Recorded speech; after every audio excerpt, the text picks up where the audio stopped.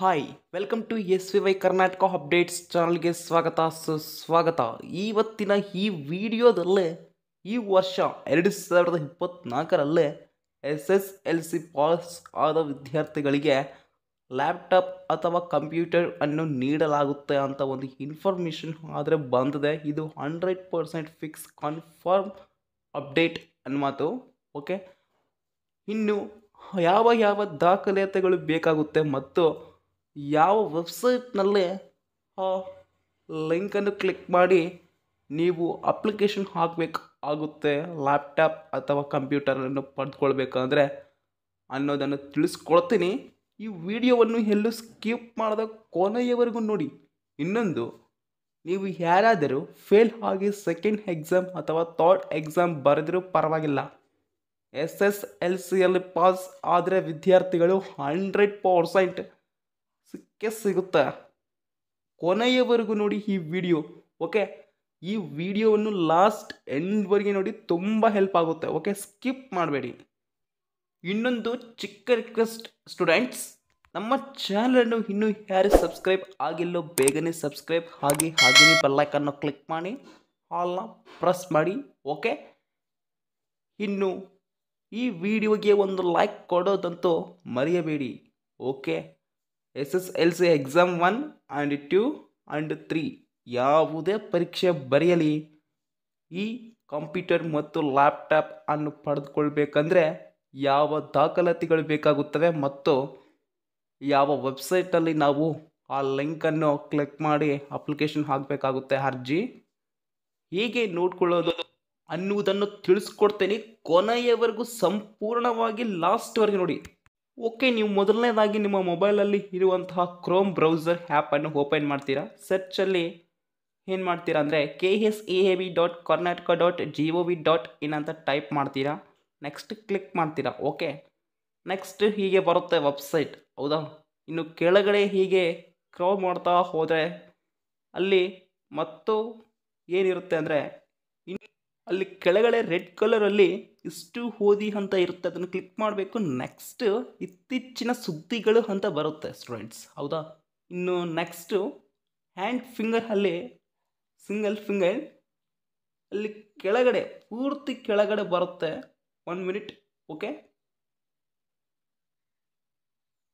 ಇವಾಗ 2024ರ okay 2024ರ SSLC ಪರೀಕ್ಷೆ 1, 2 ಮತ್ತು 3 ಟಾಪರ್ಗಳಿಗೆ ಲ್ಯಾಪ್ಟಾಪ್ ಅನ್ನು ವಿತರಿಸುವ ಸಂಬಂಧ ಅಂತ ಇದೆ ಬ್ಲೂ ಕಲರಲ್ಲಿ, ಅದನ್ನು ಕ್ಲಿಕ್ ಮಾಡಿದ್ದೀನಿ, ಹೌದಾ.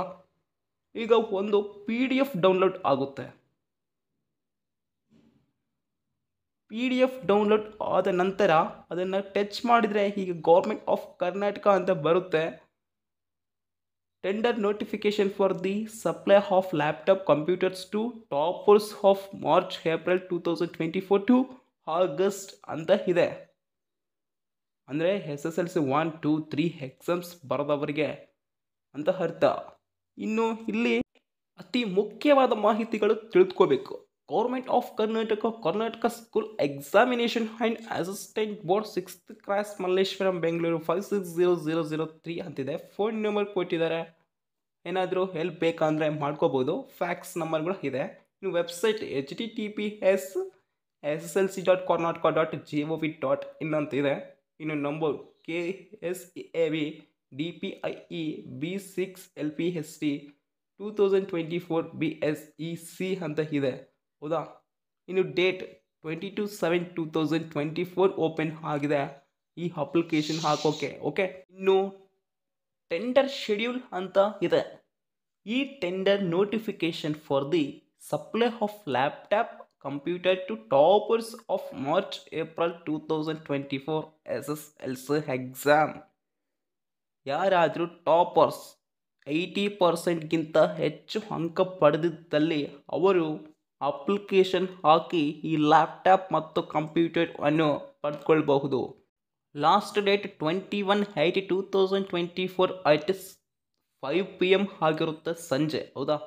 21/8/2024 ಸಂಜೆ 5 ಗಂಟೆಗೆ ಲಾಸ್ಟ್ ಆ್ಯಂಡ್ ಫೈನಲ್ ಅಪ್ಲಿಕೇಶನ್ ಹಾಕೋಕೆ ಅರ್ಜಿ ಸಲ್ಲಿಸೋಕೆ ವಿದ್ಯಾರ್ಥಿಗಳೇ, ಹೌದಾ. ಇನ್ನು ಇದೆಲ್ಲ ನೋಡ್ಕೊಳ್ಳಿ, ಒಂದು ಬಾರಿ ಇಂಗ್ಲಿಷ್ ಅಲ್ಲಿ ಮಾಹಿತಿಗಳನ್ನು ಕೊಟ್ಟಿದ್ದಾರೆ. ಓಕೆ,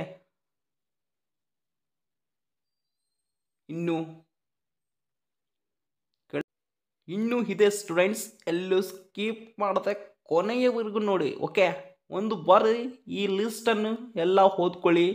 ಇನ್ನು ಲಾಸ್ಟ್ ಇಲ್ಲಿ ಹೇಳ್ತೀನಿ ನೋಡಿ. The supply of laptop computers to toppers of March April 2024 SSLC exam 1, 2 and 3. The tenders may submit tenders through e procurement portal for the above given services.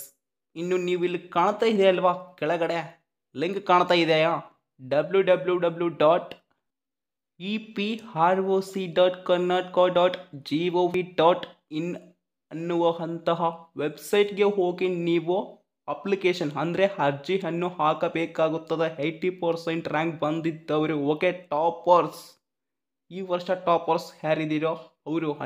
Okay students, ಅದನ್ನು ಹೇಗೆ check ಮಾಡೋದಂತ ಒಂದು ಬಾರಿ ನೋಡ್ಕೊಂಡು ಬರೋಣ. www.eproc.karnataka.gov.in ಅಂತ type ಮಾಡ್ತೀನಿ. Tenders notification ಅಂತ ಬಂತು.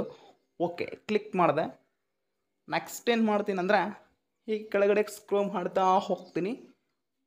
ಅಲ್ಲಿ ನೆಕ್ಸ್ಟ್ ಏನು ಮಾಡಬೇಕಂತ ತಿಳಿದುಕೊಳ್ಳೋದಿದ್ರೆ ಕೊನೆಯವರೆಗೂ ನೋಡಿ. ಇಲ್ಲಿ eproc.karnataka.gov.in ಅಂತಿದೆ ಅಲ್ವಾ, ಅದನ್ನು ಕ್ಲಿಕ್ ಮಾಡಿದೆ. ಟೆಂಡರ್ಸ್ HTTPS ಅಂತ ಬಂತು. ನೆಕ್ಸ್ಟ್ ಏನು ಮಾಡಿದೆ, ಹೀಗೆ ಬಂತು. ಓಕೆ, ಟೆಂಡರ್ಸ್ HTTPS eproc.karnataka.gov.in ಅಂತ ಟೈಪ್ ಮಾಡೀನಿ ಆ ಲಿಂಕನ್ನು. ಹೀಗೆ ಬಂತು. Okay, government of Karnataka tenders notification ಅಂತ ಬಂತು. Okay, Karnataka public procurement portal ಅಂತ ಬಂದಿದೆ. ಹೌದಾ, ನೋಡ್ತಾ ಇದ್ದೀರಿ. ನೆಕ್ಸ್ಟ್ ಇಲ್ಲಿ ಕೆಳಗಡೆ ಕೊಟ್ಟಿರುವಂತಹ ಪ್ರತಿ ಒಂದನ್ನು ನಾವು ತುಂಬಿಸ್ಕೊಳ್ತಾ ಹೋಗಬೇಕು. ಅವರು ಏನೇನು ಕೇಳ್ತಿದ್ದಾರೆ ಅದನ್ನು ಮಾಹಿತಿಯನ್ನು ಎಲ್ಲ ಕೊಡ್ತಾ ಹೋಗಬೇಕು. ಕರೆಕ್ಟ್ ಇನ್ಫಾರ್ಮೇಷನ್ ಅನ್ನೇ ಕೊಡಬೇಕು, ರಾಂಗ್ ಆದದನ್ನು ಕೊಡಬಾರ್ದು.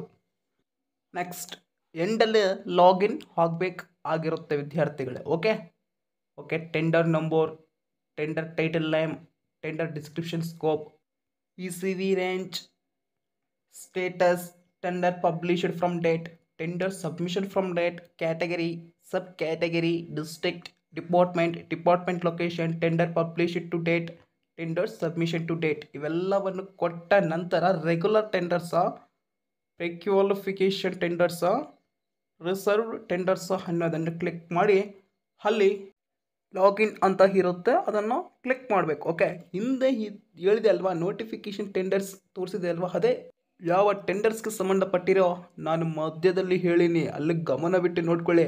ಒಂದು ಬಾಕ್ಸ್ ಟೈಪು 7 to 8 ಇದಾವೆ. Okay, thanks for watching. Like and comment, subscribe ಪ್ರತಿ ಒಬ್ಬರು ಇನ್ನೊಬ್ಬರಿಗೆ ಶೇರ್ ಮಾಡಿ, ತುಂಬ ಹೆಲ್ಪ್ ಆಗುತ್ತೆ ನಿಮ್ಮ ಫ್ರೆಂಡ್ಸ್ಗೂ.